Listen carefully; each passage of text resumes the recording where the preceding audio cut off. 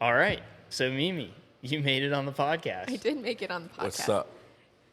Nothing much. Have you ever been on a podcast before? I don't think so. Not Don't- like this. This is like a legit. Does filming reels count? No. No. Okay, then no. No. This is like, the intention is to be like a real podcast. So you're gonna monetize it at some point. Yes. 100%. I'm not doing this for free. That's right. Well, I'm just kidding. I think I'm doing it free. I enjoy it. Yeah. How long do you think it's gonna take you? We had a 6-month goal of getting 5,000 subscribers on YouTube. And that does what? So once you hit 10,000 views on your YouTube channel, that's when you start monetizing. Per video. No, like altogether. If your channel gets 10,000 views, then you start monetizing. But That's it's not like terrible. very like small amount of money. But if you feel like if we get 5,000 subscribers, that's 5,000 people, and then we could just get the ball rolling from there. 5,000 subscribers is way more than 10,000 views. Yes. Okay. Yes. How many? Oh wait, you don't start until October. November 1st November is when all 1st. this is dropping. Oh, I But will we need be. our Instagram to start. Yeah. Yeah. getting- We'll get that going in like Okay. October and I start will- posting a bunch of reels. I will be on a plane that day, so Yeah, that'll that's be right. fun. You're going to Argentina to get to Antarctica. Antarctica. So you Yeah. kind of just threw yourself in our question, actually. Yeah, that day I'll be like, oh, well, I'm on a. Gosh, I think it's gonna be like 25 hours. Well, gonna be a long time. you'll be able to listen to it on the plane. Are you sure? Yeah. I guess I have to download it first. Yeah, you probably would. They don't have Wi-Fi on the plane. You gotta pay for it. Oh, You gotta pay either a set fee or per hour. okay. Well, maybe we'll launch it like October 31st, and then you can download your episode, and then you can listen to it on the plane, That works. and then we can give you homework while you're on vacation. That's fine. Or just give her a flash drive. Yeah, one or the other. That works. But it'll give you something to do on the plane. Okay. So why are you going to Antarctica? It is my, I say, coup de grace, or the final birthday trip rounding out a series of traveling continents. So it's the last one, and then from here on out, I get to kind of decide and be a little bit more free-flowing. And I made a commitment to hit every continent. So 7 years, 7 continents on And- my birthday. And this is the last one. This is the last official one. Yep. So what does one do in Antarctica? I will have to let you know when I get back. Currently, it's an 11-day cruise on it's like an expedition cruise line that explores different parts of Antarctica, and it teaches you about nature, and that's about it. That's about all I know. I will be kayaking, paddleboarding, polar plunging, camping on the. So there's one night where you can camp literally and sleep on Antarctica and not the boat. So I've decided to do that.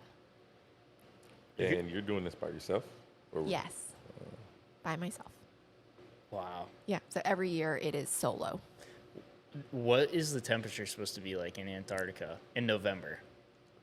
Better than March or April. Supposedly November is like the best time to go. Okay.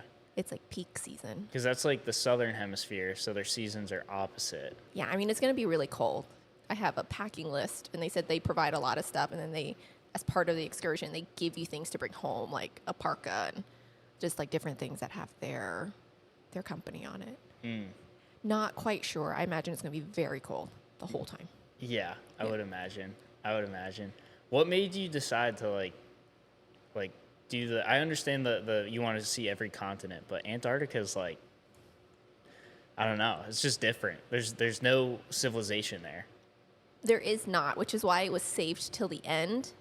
And it was also saved because it was the most expensive out of all continents.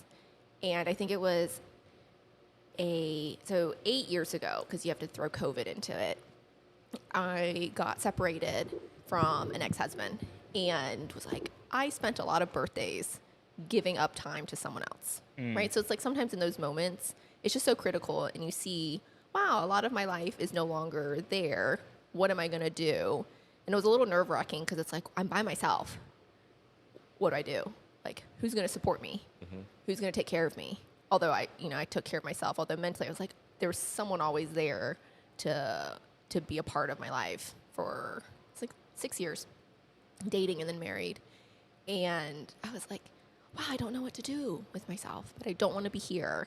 And every birthday was spent. I remember a couple birthdays before being spent like figuring out what other people wanted to do, and I didn't end up being very happy. One year was what was it? It was a hot air balloon ride. I really wanted to go. And on my birthday, we drove 2.5 hours away to get there, and it was canceled because of weather. And I was freaking pissed off the whole time, like whole birthday. I'm crying, I'm angry. I'm like, why couldn't this go right? And I was just so upset. And so we ended up doing it later. And I was like, I don't want to ever feel that way again. Like, I don't want to ever feel like my birthday is not what I want to do, making someone else happy, although that's not what I should have been thinking anyway. So my first birthday, I left. I was separated. And I was like, I don't want to spend it here by myself. It kind of sucks. You know, he's kind of with someone else. And I said, let me go to my favorite place. So I went to Honduras. So I count that as my first one, which I count as North America. Okay. Right? Central America is North America. North America. Not many people know that. Did you know that, Austin? I did not. Do you know where Honduras is? I do not. She's putting you on the spot. I do not. Where do you think it is? I don't know. I've been on a mission trip before. To? Dominican Republic. Okay. The bad part, Dominican Yeah, Republic. and that's an island. This reminds me of the reels where people don't know where things are. Yeah. Have you seen those? I have. Name 5 countries that start with C. 5 countries Austin. start with C.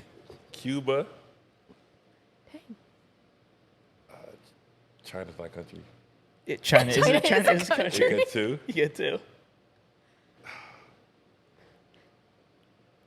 It starts with a C. It starts with C. Is it- They all start with a C, C. Z. Czech Republic. That. There you go. That's 3. Okay, you get 3. Man, Do you need to phone a friend? no. Yeah, help me out. Croatia. That. Canada. Damn. Colombia. That was so easy. I don't know why. Oh, that was so But these easy. people, it's tough, like when you're on the spot. So Yeah. Central America is connected to North America, and then it connects South America. But it is considered the continent of North. And so I was Right. like, and that's just how it started. And I was there, and I spent time with all my boys for like 2 weeks, did nothing except crochet, speak Spanish, watch sports, and walk around. Okay. And I was really happy because I just did what I wanted to do. Yeah. And when you say your boys, who are you referencing? I work for a nonprofit. I volunteer for a nonprofit for about 14 years, so since 2008. And I traveled to Honduras to see them. So these boys are impoverished kids with not a lot of future because their parents don't have a lot of money, but they are highly intelligent. And so this organization gives them a chance to get education as well as almost like business savvy, life skills to be able to then become something more than what their background has allowed them to be. Wow. So I spent time, and there was like 25 at that point, and they're all just hanging out. So they're in school during the day. I'm hanging out with some of them that have school at night, and we're just chilling. How long were you there for the first birthday trip? About 2 weeks. Okay. About 2 weeks. That's really cool. Yeah. And they planned like a huge surprise dinner. They said they planned it for like, they knew I was coming for a couple months, and they were so low key all day. And I'm like, okay, well, great. We're not doing anything. I'm paying for a dinner for them to go out because they don't have any money to go out. So we just did dinner. I'm like, this is perfect. Like, I picked my day. They're not going to surprise me. I'm good. We got back to the house, and they made this whole video montage. They came out and sang, which they like doing anyway. And they came out and gave flowers. And one of my boys gave me a book, The Alchemist, which I already read. And it was just so sweet because that's a very impactful book if no one's read it. And then someone drew me like a painting of myself. And I was like, wow, this is perfect. And I was bawling the whole time. And this is your birthday, right? This is my birthday. So I realized this is super special because it was with who I wanted to be with, and it was me dictating what I wanted to do. And so after that, I think I just decided, someone says, you should just go everywhere. And I said, yeah, I should go everywhere. Let's just make it 7 continents in 7 years. I'm like, this is perfect. It came about that way. And so I did. That's so cool. Yeah. So where did you go year 2 when you're like, all right, this is what's happening. This is what we're doing. Year 2, I forgot how I picked it. Oh, there was someone I knew who talked about Amsterdam and how cool Amsterdam was. Mm-hmm. Right? Haven't either of you been? I've never been. I've never been to Europe. Europe. I've Oh never my been gosh. to another continent. I don't the think I travel have trip. either. I've only been to North America. Yeah. Wow. Yeah. It's surprisingly easy, and I remember getting a flight, and I was like, "Score! My flight's like $600. Like, this is really nice." And so I said, "I'm going to Paris, and then Amsterdam for sure." And I was like, "Okay, we'll just do Europe. So let's plan like a 2-week trip and figure out all the places I want to go." And you just kind of make a route. And it was my first time planning like a really big trip by myself with a route, like actually having to plan travel. And it takes a lot of work, and it's a little nerve-wracking. And it was going to be my first trip out of the country, not on a missions trip or service trip of any kind. Because I've been to Cambodia, I've been to Taiwan with family, I've been to Central America and to different islands. And I was like, I'm a little scared. And I told my mom about Paris, and she said, this is like, Paris is the only place I've ever wanted to go in my life. And she was so excited. She's like, she was kind of jealous. And I was like, well, why don't you go? And she said, your dad hates Europe. Although he's never been. Oh my He's gosh. like, it's landlocked. So he's like, he just has no desire to go. He's like, meh, give him an island, give him some ocean, give him some fish, and he'll be good. That's like my dad. He'll go to the islands, but he won't travel anywhere No. else. Like, does he like being in the water or just seeing water? I think just seeing water, just Yeah. being around it. So water can do that. And she was just so sad that I was going. So I was like, do you want to go with me? So actually, only 2 times has my birthday in the last 8 years been spent with anybody other than myself, and it's been with my family. So they're the only ones. Nice. And we went there, and so then I invited my sister, and I said, let's make it a girls' trip. Yeah. And she said, okay. So we did, and they were with me for only, so the key part was they could only be with me for half of the trip. The other half was mine. Right. So they were there at the beginning, and I planned all the routes with buses, and then my routes with planes. So we landed in Paris, took a train to Amsterdam, spent a few days there, went to Belgium, spent a few days there, went back to Paris. They left. I went to Barcelona, and then I went back to Paris. Wow. All kind of in about 2 weeks. And do you plan like a year in advance and start saving here and there, putting money away for the trip like a year in advance? So that trip, I was really blessed because my parents paid for most of it.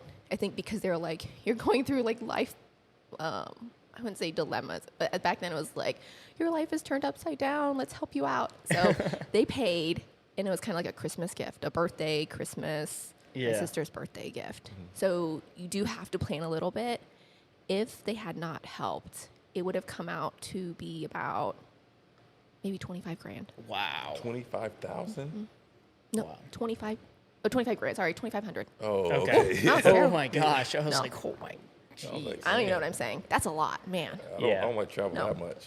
And we stayed in like Airbnbs. We stayed cheap. You know, you just kind of hoofing it. So 2,500. Yeah, that's not bad. Sorry. Not bad. My most expensive one is this year. I did South Africa for like 3,500.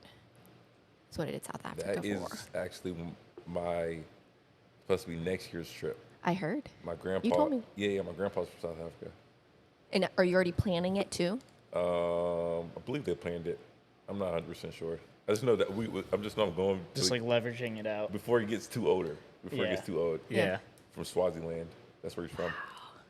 That's awesome. Does he speak Afrikaans? Yeah, he actually tried to teach me as a little kid so I could be my second language, but I never stuck with it. Looking back, I wish I would have stuck with it. Yeah, that would have been pretty cool. Not many people speak it outside of South Africa, so it'd be tough to keep it up. It's called what's it called? Swazili? Swahili? Some weird, I don't know. That sounds right. Swahili? Maybe that. Oh, That That might sound be better? it. that sounds I don't know. right. It might be. It sound right. It sound right. Yeah. Well, I have 2 follow-up questions for that. Okay. One, traveling on your own, you know, how, like, does that make you nervous? Like traveling on your own, being on your own in a totally different country with people that speak different languages for that long of time? And then 2, it sounds like your birthday trip has like really become like a very like protected time. And it's like, it's just for you. It's like kind of like a sacred time. This is just me. I'm doing it for myself. And I feel like that is something that could be very hard for people to do. How did you like get in that like mindset? Like this is it. I'm just doing it for me. No one else. You should probably have asked one question at a time. Yeah, both of those were a lot. But I wanted to get it out because I knew I'd forget one of them if I asked the first one. Okay, perfect. So we'll have to. Someone will remember it. Yeah, but the first one, like traveling on your own, how do you like feel safe? How do you go about that? First one was, well, Honduras was very easy because I knew everything about that place, and I feel really safe there. Although it is not known as like a safe place because of the gangs, because of violence, because of like the government. And I was back there when the coup happened and everything was like shut down in 2009. So it was really interesting to see that happen, and people couldn't get out because the president, something happened, and I can't remember anymore. And it's safety wise, I've never felt unsafe. Logistically, sometimes it gets nerve wracking to like have to travel to different places if you don't understand and you can't speak the language, although most people speak English. So that ends up being something that you're just like, wow, way easier to overcome. So I've never felt unsafe, although I know a lot of females just take precautions. So do guys. So it's like, if you know where you're going, like just constantly be alert. You really don't want to, be too inebriated. So Yeah. on these trips, I don't actually do anything. I don't drink a lot, if any. And that way I can just fully enjoy it. Yeah. Like really fully enjoy it. Yeah, I feel like the logistics thing would give like a lot of people anxiety with like the amount of setting up. I gotta set flights here, I gotta book hotels here. But you find that a lot more people speak English than you expected. Yeah, a lot of people speak English. That's good. So everywhere I've been, yeah, even in Vietnam they spoke. Or you just realize that your like hand signals work just fine. You just point. Right. So, Okay. yeah. So that's okay. So first, again, very safe. It all depends on where you are too.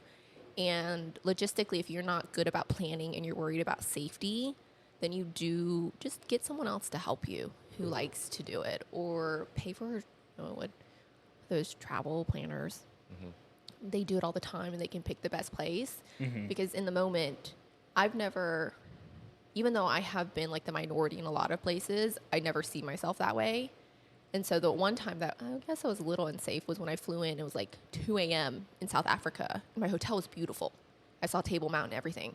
But down there it was like sketch. There was like drug addicts on the street. Oh, man. And I had to go get food. But we had security guards at the building, and they're just like, "Are you okay?" I'm like, "Yeah, I just got to go down the street." And to me, I was fine. But I think looking at it later, you're just like, I don't know if I picked the best spot, but the hotel was nice. What part of South Africa you was in? I wrote this down. Because I actually traveled. When I go places, I don't sit still. Actually, Brian can tell you I don't sit still, period. So. Okay. So when I was there, I went to 5 different places. I started in Cape Town, then flew to Addo, which is where the safaris are, which is where the animals, there was an elephant park, and I really wanted to see elephants on my birthday. So I actually went on a safari on my birthday and got to see everything that day. And then I drove. So from Addo, I drove all the way down the coast back to Cape Town.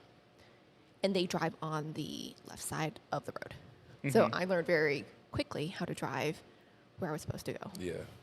When I drove and I was like on the roads, there were monkeys or baboons everywhere, ostriches just running.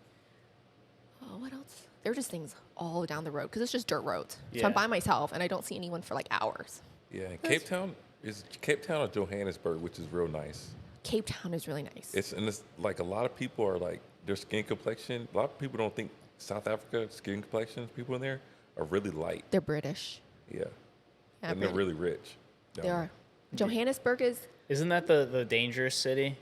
Yeah. yeah, that's the capital, if I remember. Yeah, Okay. yeah. I used to work back when I was in high school at a golf course, and a lot of the guys that also worked in like the bag room with me, which is like where you grab members' clubs and you set them up on golf carts for them in the morning. You get like the whole tee sheet, see who's up, and they were from South Africa. Wow. Yeah, and they would stay there for like 6 months, and then for the golf season, and then they would go down to the sister club in Florida for the other 6 months, and they were just working here on visas for like 2 years at a time and sending money back to their families. And they're like, the money here was like really good compared to over there, I guess. But they were like all from South Africa, which is cool. So I got to learn about that. It's pretty nice. It's a lot bigger. So what you realize too when you travel is you're like, oh, U.S. is pretty small, compared to other places, and we think the United States is the biggest thing in the world. So you go from one side to the other side, and it takes like 3 days. Australia, I think, is the same size, if not bigger, than the United States, or similar. And so you just don't think about that. It takes 6 hours to fly to the middle of Australia from one side. Because I was trying to go to do most of it, and I realized in 2.5 weeks, you can only do one side of Australia. Wow. So you just realize how, in comparison to other places, we are nowhere near it. So South Africa is just as big. Like, it is quite large, and I didn't think so. And so when I was planning my trip, I was like, wow, I actually can't hit as much as I wanted. And I drove like 3 or 4 hours every day to get to where I wanted. Laid over for a day or two, and then just like kept driving. Yeah. So Wow. Stopped a couple places on the coast, and that was one of my most favorite trips ever. Well, South Africa. To this day. Now, who knows what this next one will be, but it's my favorite. Was it freaky driving at all? Yeah, I remember because you're sitting on the other side, and South Africa is mountainous. So when you're driving, you're literally on sides of mountains, but you're looking over like this. Ugh. And I'm just like, you can do this the whole time, like driving around people. But most of the time, there wasn't a lot of city, there wasn't a lot of mountains. It was just dirt roads, and it was the coast. So I ended up being okay. I don't even know how I got a rental car, honestly, because I thought I would need to prove more, like, I can drive this way, but I got it. And I'm like, okay, you just have to drive really slow Yeah. out of the city and into the next city. So it was just it was interesting. I learned a lot. And it was good that no one else was there to be like, I can't do it. Right. Someone was like, you just got to do it. Yeah, you're literally putting yourself in a situation where you have to. Yeah. So you're like, okay, you just have to focus a little bit more. Wow. And it was a lot of fun. I haven't done it since. That's what's up. And I don't know if I could. I look back, I'm like, wow, I was really strong. And I'm like, I don't know if I do it. That's pretty badass. Yeah, it was. And so I just drove down, and in planning, sometimes you plan for things, and then other times you just have to let things happen or build in days of like spontaneity. But I knew that I wanted to swim with sharks, and I wanted to see elephants. And then along the way, I found this bridge. It's like the second tallest bridge in the world, but the tallest for bungee jumping. And I said, okay, let's do it. I just like drove on this bridge and bungee jumped. Dang. Yeah. Yeah. That's crazy. That was a lot of fun. And then I almost freaked out. So what was interesting was, in that moment, I realized you can do anything if you know how long it's going to take you to do it. So I watched like 100 people, not 100, maybe 50 people jump before my time was called. And I counted the seconds between jump. And it was 60 seconds. That was it. Actually, it was 30. And then 30 to be like pulled up. To be dragged raised up. back Yeah, out. 30 seconds. I was like, anyone can do something for 30 seconds. Yeah. So I kept saying that the whole time. I'm like, it's just 30 seconds, maybe. It's just 30 seconds. 30 That's all it seconds. is. They're like buckling, and they're just like, okay, let's go. I'm like, okay. That's terrifying. It was. Do you like roller coasters? I do. Okay. I get a little motion sick now, more than I used to. Do y'all? I went to Disney the first time when I was in like 6th grade, and I went on Mount Everest, that roller coaster, which is in Animal Kingdom. Is it still there? I believe so. And it goes backwards through the dark. And we went there early in the morning, and I didn't eat anything yet, so I don't know if that had something to do with it, but I got like sick on that roller coaster. And I did not feel well. So like from like, I don't know, 12 years old to last year, I like did not like roller coasters at all. But then when my cousin and my brother came down and visited, and we went to Carowinds, they're like, we have to do Fury. So I was like, all right. And that was probably the closest I've ever been to passing out. I've never passed out before, but like my like limbs like getting on this thing were like completely numb. I was like short of breath. I was so sweaty. And then as soon as we like dropped, like a switch flipped, and I was like, whoa, Yeah. like put my hands up going crazy. But so I think I like roller coasters now. Yeah. I'm not a roller coasters fan. I'm still not. No. But if I'm in a line, I see like a girl or a little, like an 8-year-old, 9-year-old in the line, I'm like, man, if they can do it, I can do it. So See, I exactly. get it. If they can do it, I can do it. And I just close my eyes and go. Yeah. Have you done like a lot of thrill seeking things? I have. I actually wrote that on the list too. Fantastic. And sometimes you just have to think about it, because it's like, that was the first time I bungee jumped, and I had cousins who had done it, I think in Taiwan, and I was like, wow, why have I not done this? So you've done it more than once now? No, I still haven't found I think that's a hard one to beat. So actually, I was supposed to do it in Europe when I went, but we didn't go the Switzerland route when my family picked it because my sister also wanted to see, I think, Belgium and Amsterdam. So I said, okay, we'll go that route. So Switzerland, you can actually jump off a cable car over between mountains. So the cable car takes you into the middle of this giant ravine. Oh, and you whoa. bungee jump off the cable, and it's still on my list. So that was actually supposed to be my first, and it's still there. But that would be really cool. That's like something where you jump and then you get back up and you still don't feel completely safe No, yet because you you're still in the gotta middle. get the cable car slow. Just keeps on going. But yeah, I think also because I was there and I was gonna just fly over to Switzerland, jump, and then leave. It wasn't open in November because it was too cold. I think they have a window of time, and that just wasn't it. I was like, okay, I'll just come back a different year. Yeah. So that was actually supposed to, but no, one bungee jump. I went cage diving with sharks when I was in South Africa, and it was actually with an organization in Mosels Bay that talks about how sharks should be protected because they're being hunted. So it's actually a conservatory, and they raise a lot of money and awareness for protecting them because they're beautiful creatures and they need to be feared, but they're also, they're out there. And it was pretty awesome. So That's crazy. Yeah, we got to see a bunch of sharks that day. So you just get into a cage and you're breathing down, Like holding a tube. great white sharks? Yeah. Yeah, I think we saw maybe 15 that day, different ones, and they're all named, they're all tagged. Wow. Yeah. So it's really cool. So I did that. I learned how to scuba dive in Honduras on a different trip. And it was just a January. I just wanted some time there before a volunteer trip. And I was walking, and they said, you want to learn how to scuba dive? I said, okay, I got time today. I didn't have any plans for 4 days. I was just going to be walking around. And so then they taught me. And then so I just kept scuba diving for days and have been doing that ever since. So I've done that in Aruba, Australia. So that's why I went to Australia. Was to scuba dive the Great Barrier Reef. Great Barrier Reef. How was that?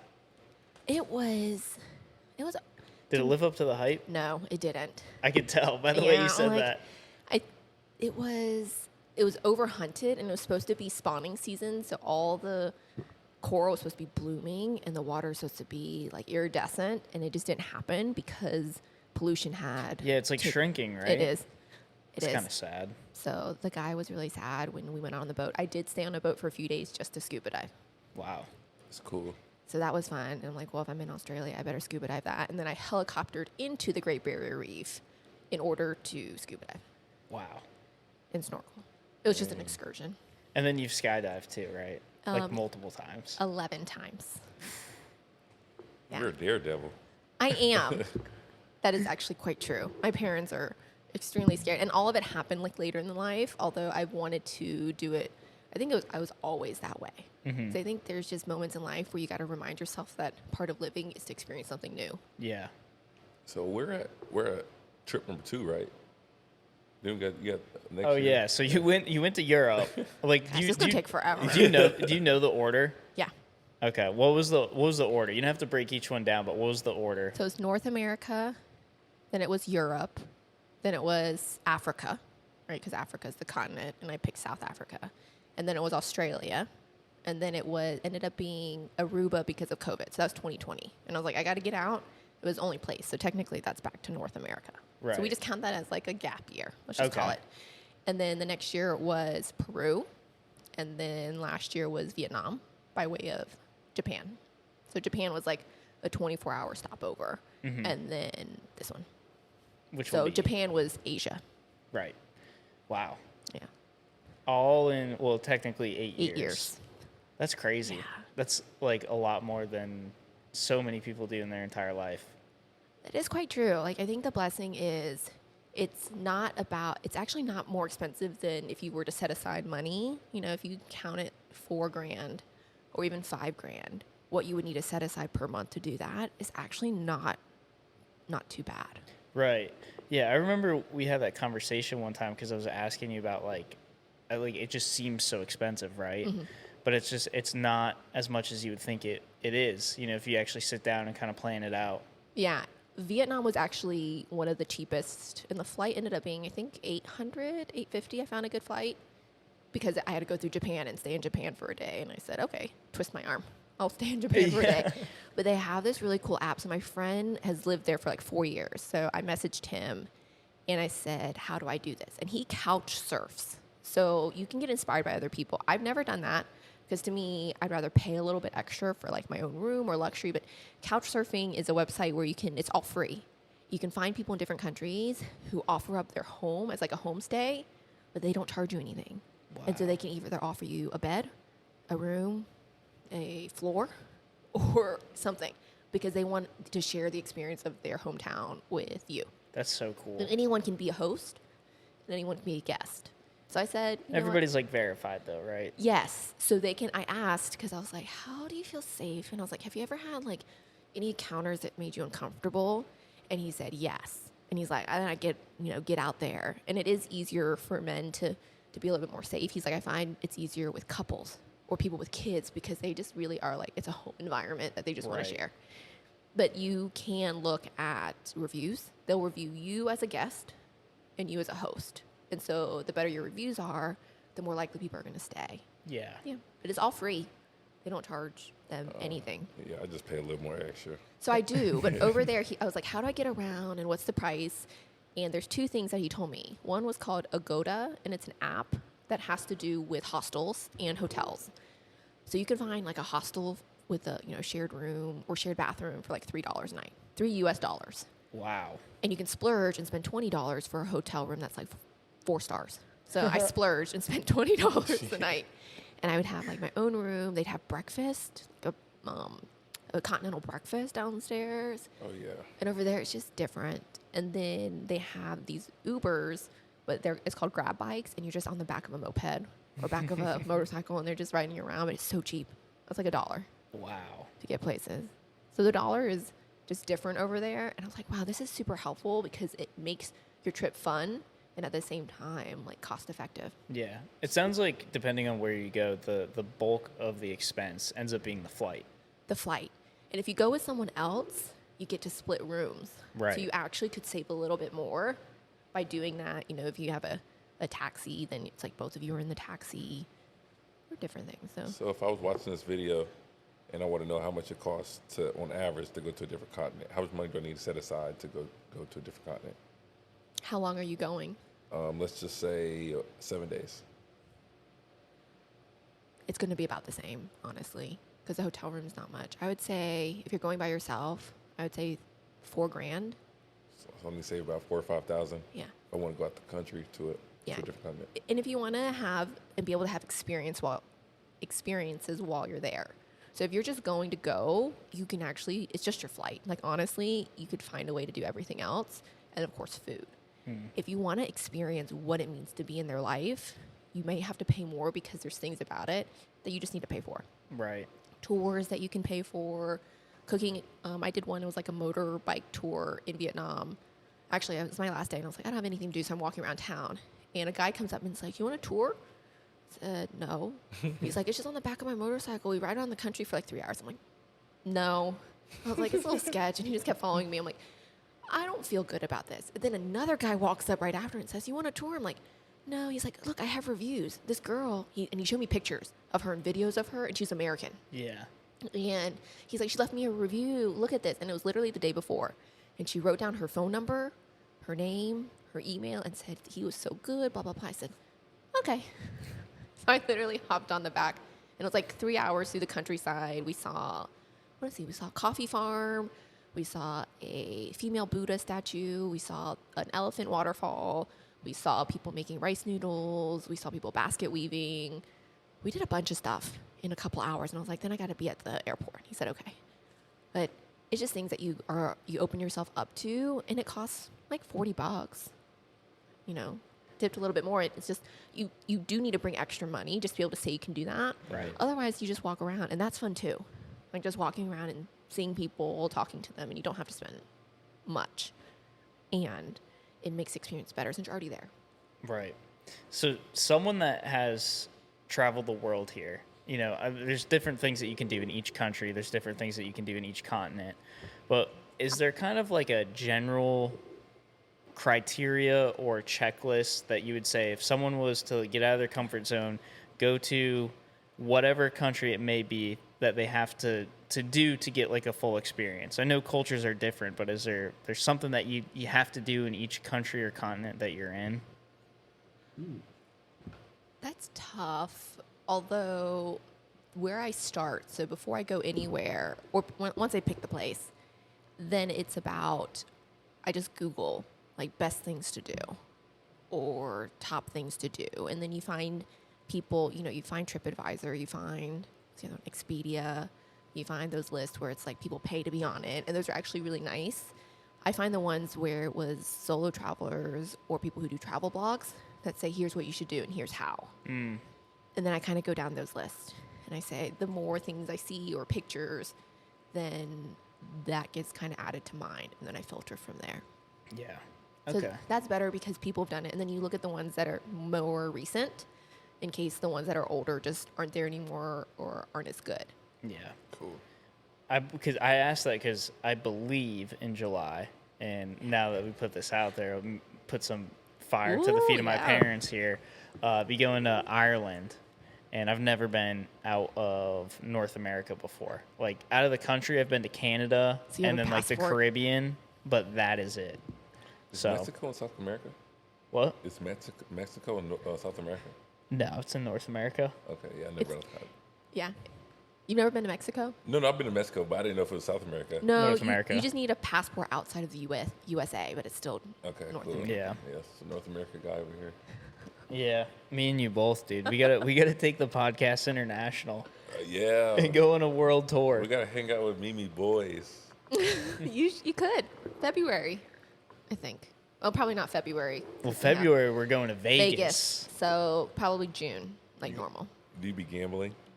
I don't gamble that much. What I do is actually funny. I'll walk around to the slot machines and see if anyone's left money, and then I collect the money that's left over. I was just They've gonna- walked away. I was just gonna say that when we went to Michigan, I not did this that. past summer, but the summer before, we went to a casino, Oh. and Mimi disappeared. She was walking around all the slot You're like machines. Krusty Krab from SpongeBob. Yeah. Penny pinching. I just think it's so funny. I'm like, that's actually the fun part of like looking and seeing like if someone left like 30 cents because to them it didn't mean anything. And then eventually, I think last time we went to Vegas, not this time, 2 times ago. At the end, I think I collected like $20. I Yeah. believe I did gamble more than that, Right. and I was like, well, $20. I believe I saw a stat last year. It was like in Vegas, it was like $700 and something million unclaimed. You know, like over like 10 cents, people be throwing that away. I believe it. 20 cents, little vouchers, and they just throw them away because 20 cents people Really? like nothing. Well, they don't let you claim it until you hit Like a dollar? I think it is. So they won't pay out on the machine until it's so much. So then people just either toss it or give it to someone else. That's why they leave it in the machine. Yeah. You know, because it is hard to collect. Yeah, just leave it for the next guy. Almost a billion. See if they get better luck. I know. $1 billion unclaimed money. Almost $1 billion. That's crazy. I believe it. Are you gonna come to Vegas with us in February? Y'all gonna sponsor me? No. I don't know. How much would you recommend? Because I said that my goal is to put aside $5,000 for Vegas. Is that like excessive? Wouldn't it be better to have more than less? Yes, Okay. for sure. That's a good point. Then- I kind of want to fly first class to Vegas. Then technically nothing's excessive. Yeah, that's true. Yeah. The way you can, so what's interesting is because miles don't, and I don't know much about miles, and I'm still learning, that the better use of miles and points is on international. But you can get cards for domestic airlines that actually would help you get first class paid for, right? Because of bonus points, such as American Airlines from here, Delta, United, but American Airlines is just a hub here. So if you got an American Airlines credit card and got like the 60,000 bonus points, you probably could fly first class for free. So let me ask you, since you were talking about Vegas right now, Oh boy. I know y'all are going to the event in Vegas, the whole reason. In the Keller Williams February. event. Yeah. If I were to go to Vegas, but didn't go to the event and just so happened to go at the same time as y'all, would y'all look at me a certain way? I wouldn't look at. I'd be happy that you were there, and I'd say let's do a podcast while we're in Vegas. But I'd be like, why wouldn't you just go to the event? Because the event's $1,500. No, you can get the ticket for like $800. And I think I'd rather spend $1,500 to And casino. correct me if I'm wrong, Mimi. Our team always does a great job of putting out incentives to be able to earn that money back by investing in our coaching and development and all that good stuff. Yes. So every trip, work related, has incentives that you work on afterwards, and it pays back probably your whole event Yeah. 'Cause or I, hotel. I Or got the Michigan like paid for. paid for. Yeah. Got you. So- For the viewers out there, she's director of operations at High Performance Real Estate Advisors. That's High Performance Real Estate Advisors. And we'll see you at the closing table. At the closing table. Well, that's something I wanted to ask too. Did you ever think, like growing up, that you would have a job where you're running a real estate team? Oh no. Whoever thinks they're going to run a real estate team. Or even like if you're an entrepreneur, you think of something that everyone else thinks of, and yet you don't realize how hard it is to start. Actually, starting is pretty easy. Keeping it going, building it to be better. So no, like heck no. Not even anywhere near my thoughts. I wanted to be a dentist. A dentist. That's what I wanted to be. And then couldn't pass AP Chem in college. And I said, screw this. And then I found Honduras.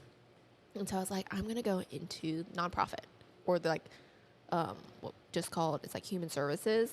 So it's the industry of helping people, whether it's in a nonprofit function or organizations that help that way. And then I realized there's like no money in it. And I was like, that's a lot of energy spent, because I spent a lot of time working with family services, volunteering at schools, and realized they work so hard and get paid very little, not even paid what they're supposed to be paid. And I said, I don't know if that's the life. And I came back here to Charlotte and said, let's just figure it out. And then, God connected me with Thomas. And I realized that money does more good when you have more of it.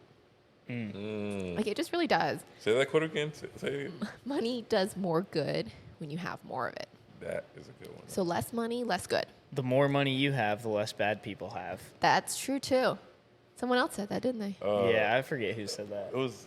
Wait, was it Dick Dillingham that said Yes, that? yes, that's Okay. who said it. That's Okay. who said it. That's who Yeah. said it. It's true, right? Get all the money, do good with it, do better, and then it's okay. There's a purpose behind it. So I realized I would rather have the opportunity to make more money, to help more people, than just give up my time, be exhausted, be unfulfilled, be drained, and then have to give that up anyway. Right. And a lot of people in the nonprofit world, they don't last. They're getting paid, maybe even 30 grand, 35 a year, like very little, but they're on call all the time. They're emotionally, tired. Even like the people at DSS, who have to deal with like family abuse or kids in foster systems. And I worked alongside some people there and, asked them questions, and it was just rough. That's hard. It was hard. So I did some home visits and things in college, and I said, I don't know. I got the degree anyway. Mm-hmm. And I think it's just one of those things too, where it's God puts you in the right place, and this job does a lot of good. I would certainly agree with Okay. that. Yeah, I definitely would. So, what was your role when you first started, and then like, what do you do now? Just for the people that don't really know, because you've kind of like blown up. Oh, Thanks. Yeah. I started as Thomas's assistant. So usually they call it executive assistants or assistant executives. And it's just like an EA. So anything that he needed done that he didn't have time for, I just did it. Right. So it was very simple because it was just him and one other agent. And it was just like putting all his business cards into his CRM. And I forgot what it was. I think it was, KW CRM. And making some calls or finding the best deals on like paper and building this for him. And I can't even remember. It was so long ago because he didn't even know what he needed done. He's just like, I just have too much stuff going on. Mm-hmm. And evolved from that to becoming like a listing coordinator, to becoming the transaction coordinator for listings, to then taking on buyers, to then hiring other admin and doing some marketing, event planning, and now really working with like sales team and sales systems after all the years. And that's about it right now. And it's kind of like a combination of all that. Nice. Yeah. You wear a lot of hats. I do. And it happened through evolution, so I think it makes it a lot easier. Yeah, because I would say that you are definitely one of the most, if not the most, disciplined and organized people that I have ever met. Like, when I look at your calendar, I'm like, holy crap. Brian looks at my calendar, too, to see where I am. It's a lot. Like it's a lot. How do you have the, because you know, not to breeze by it, because everybody that's listening doesn't know, like being involved in a transaction in real estate, being a transactions coordinator is a lot. You know, making sure that marketing is done correctly is a lot. Training the salespeople is a ton, and coaching on them, that's got to be emotionally draining too. So, like, how do you have the discipline to go ahead and be like, all right, I'm going to do all this throughout the day, follow it, and then still like enjoy my life to the fullest outside of work?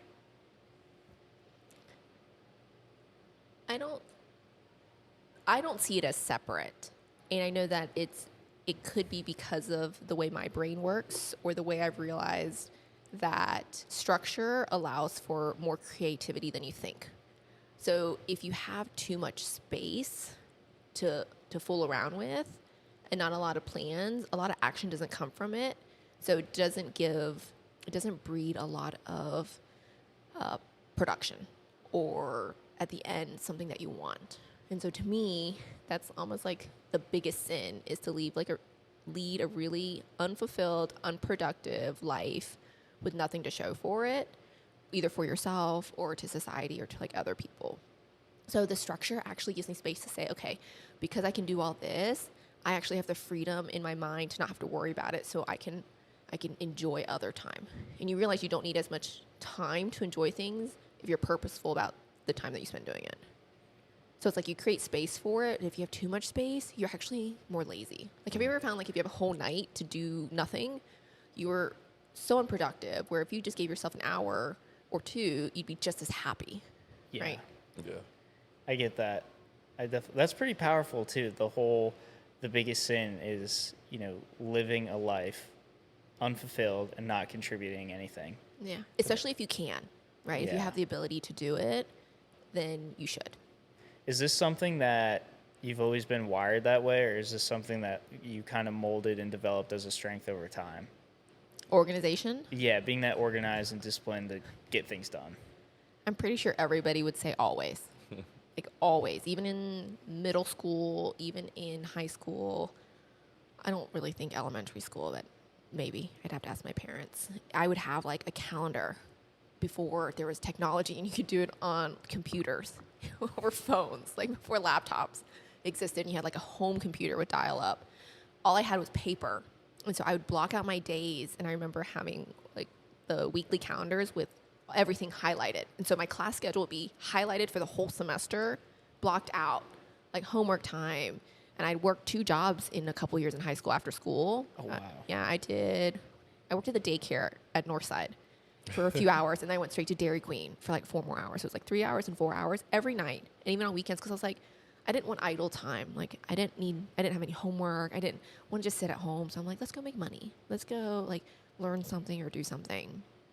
And just always like really blocked out in time. And I don't need a lot of downtime to be fulfilled. And that's different for everybody. So mine is like all kind of like culminates in a birthday trip where it's like all the downtime.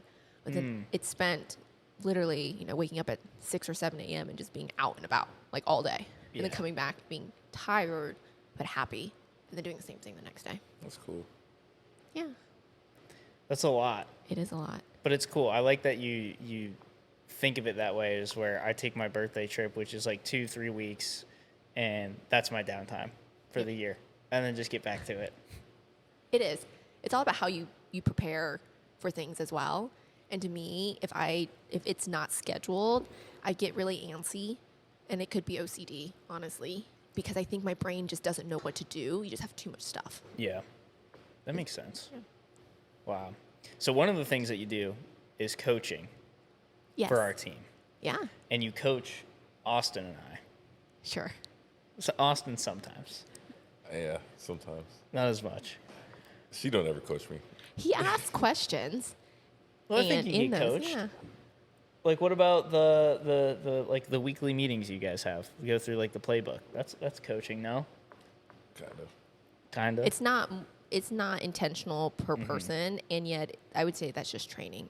So Yeah. different. Yeah. Yeah. Well, either way, we get to spend a lot of time with you throughout the week, That's and true. throughout the last year that Austin's been here, and then like the last year that you've started kind of like doing this accountability coaching with me. Yeah. So kind of like a selfish question here. Where have you seen growth out of Austin and I in the past year? We'll start with Tyler since he's been the longest. No, start with Austin since Me? he's been here the least. Least? Okay, you start with me then. Okay. I was like, you rock, paper, scissors this thing too. Yeah. And Austin. I feel like I didn't start talking to Mimi until like I was 3 months in. It is interesting how like your perspective of people shift once like because they first come in and you think of them one way and sometimes you don't even remember how you think of them, right? I can imagine like probably both of you feel the same way about me and other people on the team because you just have a perspective and you have like a goal. And I remember the question again is what's the growth Yeah. that I've seen? I don't know if Austin was different to begin with. And I can say Austin does ask a lot of questions and very interesting ones, like very unique ones. And I don't know if I saw it at the beginning, but you're just so, I can't think of the word right now.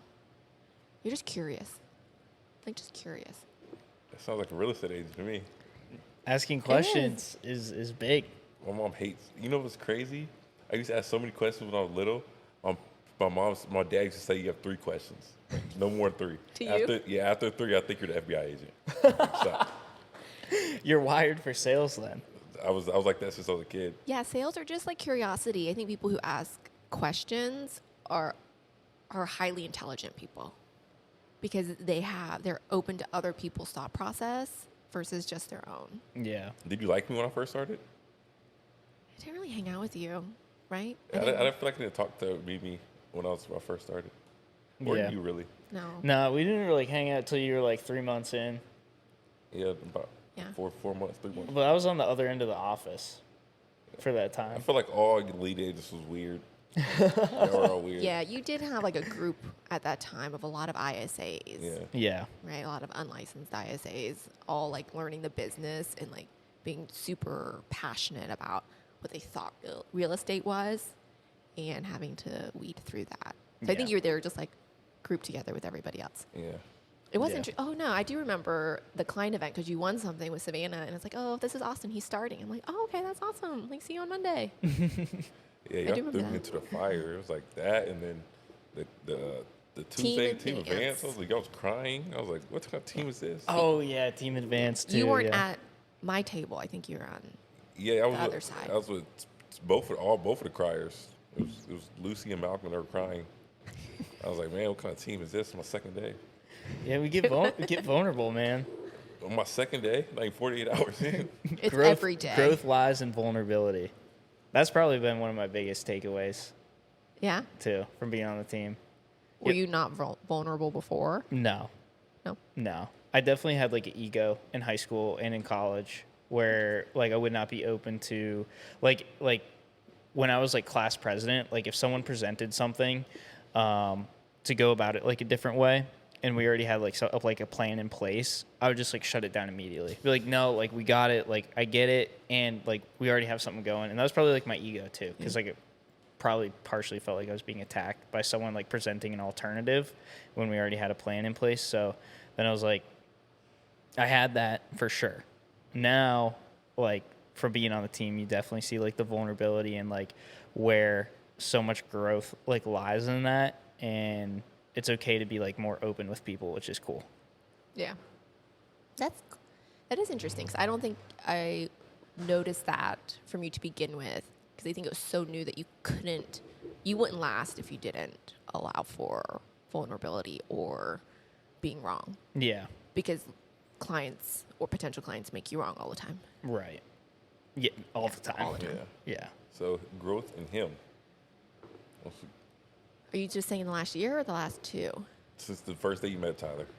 I don't remember the first day we met. I remember my second day. Shannon was in there for like an interview, and we were going around the circle with all the lead agents, and you were asking like questions like, does anybody else have any questions for her? And then you were like, Tyler, do you have any questions? I was like, no, it's my second day. Oh, I don't remember that. I literally have no idea how real estate works. No. No, I don't remember that. That is funny. Gosh, that's a tough question. because I have to remember the beginning because I can see the difference. I think the concept of real estate is tough.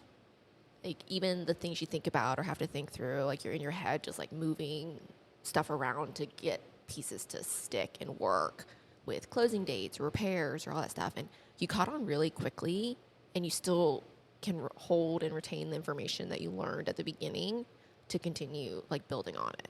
Because it's tough. Like it's a lot of details. It's a lot of like mental gymnastics is what someone called it. I'm like, oh yeah, a lot of bending, a lot of like movement, a lot of mistakes.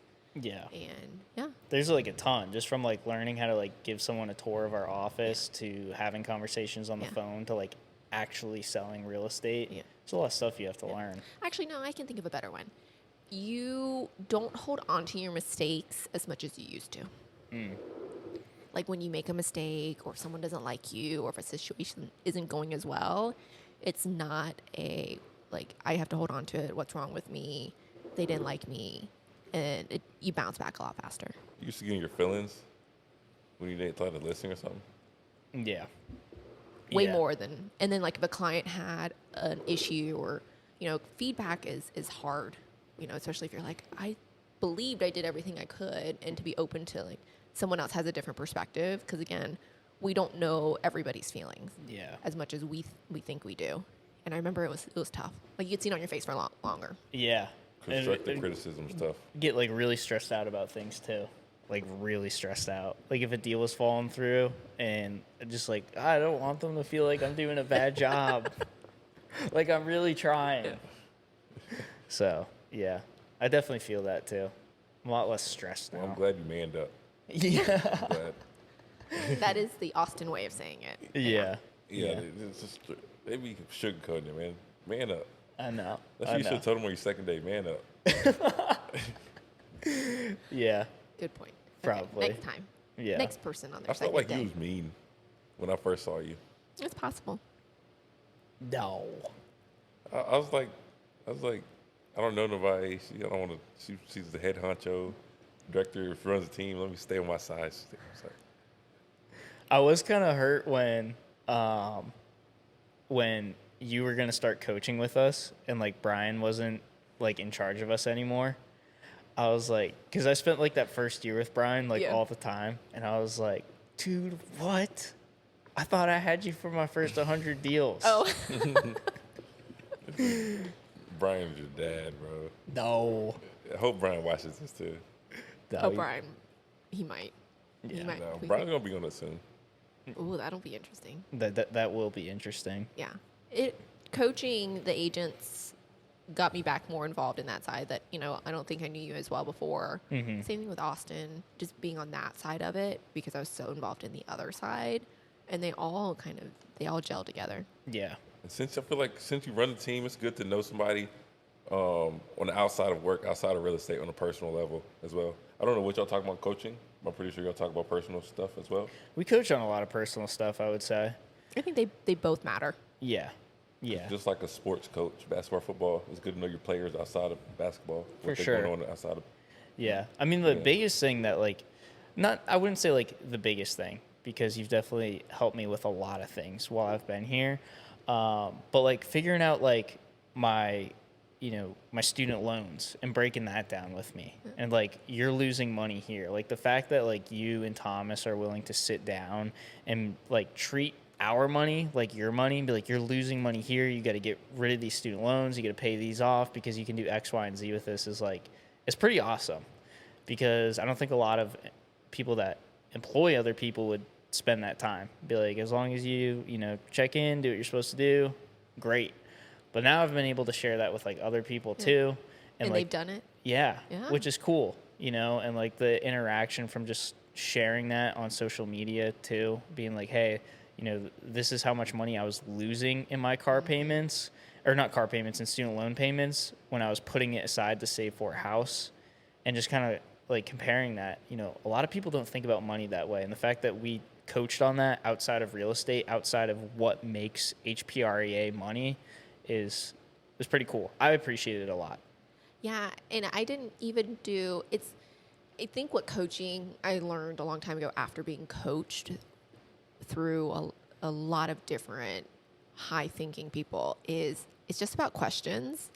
Like, as ridiculous as that sounds, it's not science. It's not rocket science. Like, it's not anything special. You just need someone to bounce off ideas who can contradict a little bit. Because when you only talk to yourself, like, you're always right. Yeah. And you're just like, yeah, like, this is my best idea ever. But it's the only idea I came up with.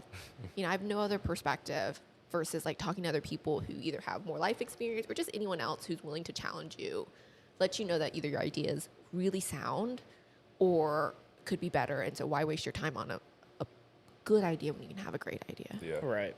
Or great action plan, because saving money for house is amazing. Everybody should save money. And what else is hindering you from doing that? Because it's like you're pouring water into, or what is it? You're pouring water out of a lifeboat that still has a hole in it. So you're just Yeah. kind of like, Yeah. well, Which is exactly what I was doing. but you don't think of it that way until someone puts all the, pieces in front of you. Right. Right. And I was telling Austin, I was like, you got to do the same thing. Yeah. Pay off those. Yeah. My student loans is very under average. Yeah. Yeah. After that's 1 year of loan. It wasn't even for school. It was for my apartment. The other one? I had one Okay. for yeah. I got have my school paid for. I told them that I need school financial stuff, but that was to go to my apartment because North Carolina JUCOs don't cover housing. So if you're watching this and you do North Carolina Community College, you need to cover housing for student athletes. They won't pay for it. No, just North Carolina, which is weird. That is Just pretty weird. North Carolina. My Georgia school, everything was paid for. I had to transfer, came to North Carolina. You got to get your housing. Housing was on me, which was crazy. So I hope they see it. They need to change that rule. Yeah, they should change that rule. Yeah. When this blows up, they may. Exactly. When we may. go viral. We made a deal with Kyle last night, who does the exotic car rentals. We're like, when this gets 5,000 views in the first week, you got to give us a discount to drive the Lamborghini. And he Urus. said, He shook on it. okay. Yeah. If not, if we don't do it, we still going in though. Yeah, I want to drive. I regardless. want to drive that Lamb truck. You Regardless. know what's crazy? You know I was in UNC Charlotte when I first started with the team. Nobody knew that either. You're still at school? I transferred to UNC Charlotte for a semester. You're finishing school. Didn't know that. I didn't finish. Oh, I mean, you're finishing the semester, though. Yeah, You because I already finished. paid for it. Okay. And I was like, I joined the team, and I was like, bro, I need, because I used to leave.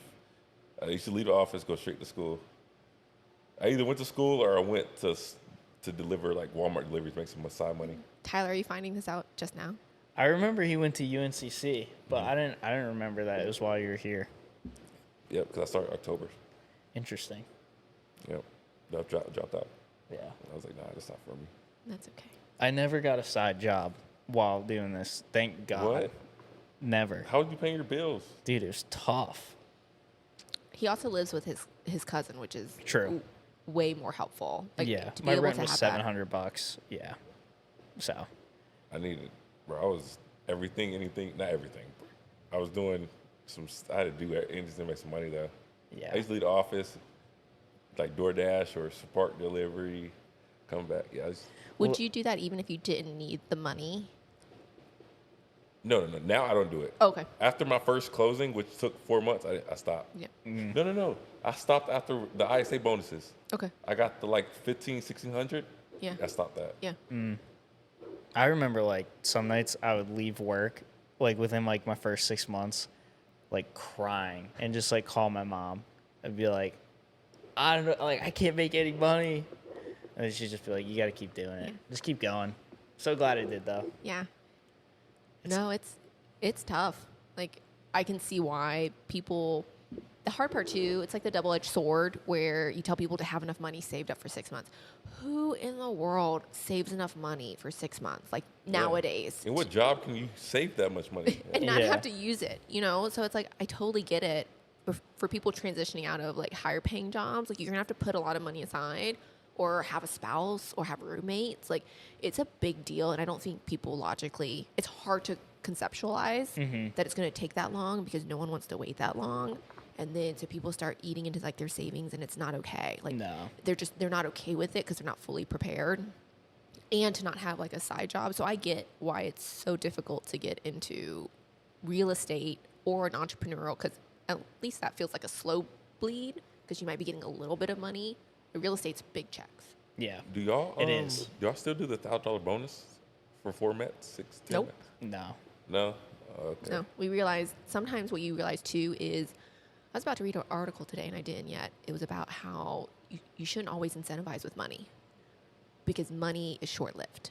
So there's better incentives that actually produce longer results. I haven't read the article, so I can't tell you, but that's what the subject said. And I think that's fairly accurate because you want to teach people a skill that's not based on just the money coming in because the skill should be more important. Yeah. And so people were focused on the too low of a goal and they weren't getting to the big money. And they never got to it because they couldn't overcome that they were just kind of stuck there. It wasn't a launching point. It was they got stuck. And it could have been the way we presented it, honestly. It could have been the people in that role. It wasn't the right fit for the people who got it, right? They were more goldfish. They were more like, I'm good with a little bit. I'm good with just surviving. Right. Than being able to like. You get comfortable with that because you figure out a way to live off of it. Yeah. I kind of have my own opinion on that though. What's that? The $1,000 bonus, because honestly, I don't think if I would have never got that, like the first $1,000, I don't think I would have still be in real estate like the time. Well, you didn't know that. Because I was like I told Brian, I was like I did the 4 Mets on my own, and then it was 10 after that. I believe it was 4, 10, 20. and 20, I believe. And I got after the 4, I was like, Brian, I need you to count these as a Met, because he wasn't going to count it because of my parents. He was like, I'm gonna take care of him. I'm like, no, I need to get the money. Oh, he wasn't gonna count it just because it was your parents? No, he wasn't gonna count it because they weren't ready to sign yet. Oh. But I don't know. He was like, I'm gonna take care of you. I was like, nah, I need to see it in person. I need to do it. But I ended up getting anyway. I was doing it. Nah, you would have been fine without But it. the 1,000, it's after working 30 days, 45 days without getting paid. It's good to see some money coming in. Oh yeah. Well, you're also still like an entrepreneurial person where like even if you didn't get it, I'm sure you would have figured it out. Yeah. You know, not everybody has that mindset where like I'm gonna go figure it out. $1,000 did help though.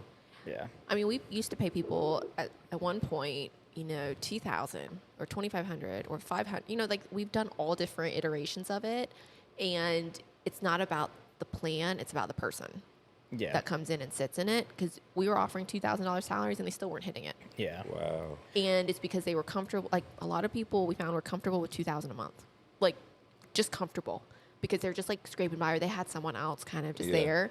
But they weren't willing to go the next level, so you're just paying out for mediocre results. Gotcha. Even if they're doing, you know, 4 Mets or 6, it's like that's not ultimately how we get paid either. Right. Right. So the company makes no money on Mets. Mm-hmm.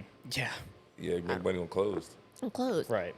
Just like y'all don't, and then you can't build the final experience and the referrals and the clients for life without that end piece. Yeah. So it's almost like if you got to have short-term goals and you've got to be able to learn how to focus on the end. Right. And so if you teach people to focus too short, it's almost like, Tyler, you're running a marathon.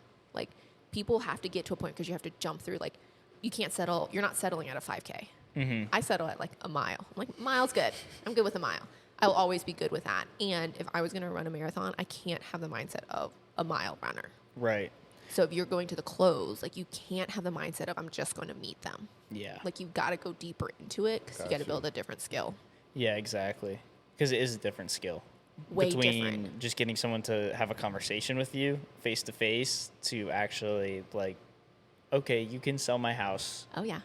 and put it on the market and run this whole thing for me. Yeah. It's way different. That's Absolutely. good. Y'all, I believe High Performance one of the only teams that even did that incentive anyway. We are one of few because people realized it was not working. And I think everybody's tried it. Yeah. So we're not like the first people to try it. We're not the first people to take it away. We're not the first people to bring it back. Like, we've done all of it.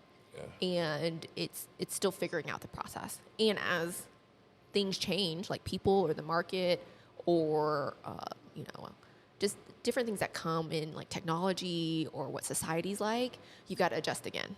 Yeah. Yeah. And I mean, you're about to be a licensed agent anyway, so it doesn't even matter. No, I don't. I'm glad now. Yeah. I had to do what I had to do. Yeah. First 90 days was hard. It was good. Yeah. But then I almost quit like 7 months in. I'm glad I didn't. Most people do. Yeah. Like everybody, we talked about in the first episode, like everybody hits a wall at some point because it is tough to have, no matter like what you're selling, a commission only job can be tough. Yeah. Although I also think that if you're not questioning anything you're doing, you don't truly believe in its value. Mm-hmm. Right? Like if you don't question the job, if you don't question me, then there wasn't enough value for you to even ask. Mm-hmm. Right. If you don't question a relationship, whether you should be in it or a partnership or have this thing or that thing or be in a house or be in that house or sell it, then you haven't looked at like the whole picture to make sure that you actually made a good decision. Yeah. I literally was like, Mom, how can you help me get another job? She said, I can't do nothing, but you need a college degree. She was like, my hands are tied. So I was like, got no other option. Yeah. yeah, Burn the bridges, burn the boats. Yeah. no going back. But I mean, that's what got me through. Was like there was no incentive. My incentive was sell a house and you get paid. You know? And you have people just supporting you along the way going, Yeah. I've been there too. Yeah. I mean, a ton of support for sure. Since you've been on a team for like 10 years, you and Thomas opened it together. How many people have you seen come and go? Gosh, I actually just found someone online the other day that I remember helping. And back when it was Elrod. And she's like, y'all changed my life. And she actually went through a separation because of me, like a good separation. And I was like, wow. Oh, wow. Yeah, I didn't even know that till yesterday. Yeah. I mean, I'm sure you and Thomas have had a fantastic impact on a lot of people. Yeah. I mean, you get people thinking, and it's not easy, and it hurts. And sometimes you I wouldn't say repair. Like you walk away from a lot of relationships for a bit until you come back to them or till they come back. Yeah. Right. Friendships, business partnerships, peers. I remember you asked me a question one time that I did not like the question at all. When I don't even remember this question. when you asked it to me, or it wasn't even a question. I guess it was just something that you said. And I was like, wow, I really don't like that, but it's the truth. And it was like, if you are not honest about the way you're feeling with somebody, like you're not being nice. And I'm like paraphrasing. I don't remember the exact way that you said it. Or like if you're not being honest with someone about the way you feel with them to be nice, you're actually not being nice. It was something like that. That sounds familiar. Yeah. Brene Brown has a quote, it's clear is kind, unclear is unkind. And so you're actually choosing to not love someone when you choose to hold back the truth or hold to comfort them, right? It's that comfort with a lie versus hurt you with the truth. And I've learned that because it's that feeling. It's like, I don't want to have this conversation, which is my trigger to say, holy crap, this is the conversation I need to have. That needs to be had. And it irks me. Like, it's just that feeling of like something I have to say and I don't know what it is, but I have to say it because if I let it go, I am not loving myself. I'm not loving the other person because they don't know. Like, I never know when people aren't upset at me or are upset at me because I'm just like oblivious to it unless you say it. But you're right. It's conversations with, I think it was a significant other that you're talking about. And even to each other, it's like, if you don't tell me the truth, you don't love me. Mm-hmm. Yeah. And if I choose to not tell you the truth because I think you just don't need to hear it yet, I don't love you. Yeah. You know? That's a good perspective to have. And I don't think a lot of people live by that, unfortunately. It's tough. Like, it really is because you do have to know yourself and know a little bit about what you stand for to do that. Mm-hmm. Yeah, I remember. Yeah. Oh, those conversations always hurt. Yeah. The worst. No, I don't remember that, but Yeah. I can see me saying that. No. Yeah. But you gotta go? How long do these things last? I mean, we're at an hour and 15. We can wrap it up. think Brian's hungry. I'm probably hungry too. Okay. Well, let's wrap it up here then. We'll do part 2. Yeah, we would You're love to awesome. have you come back on, Mimi. You're a great guest to have, for sure. Thank you. Do you get any last words, Austin? No. All right. That was good. Well, we appreciate you, Mimi. Thank you for having me. Great guest, great mentor, and we'll see everybody in the next one.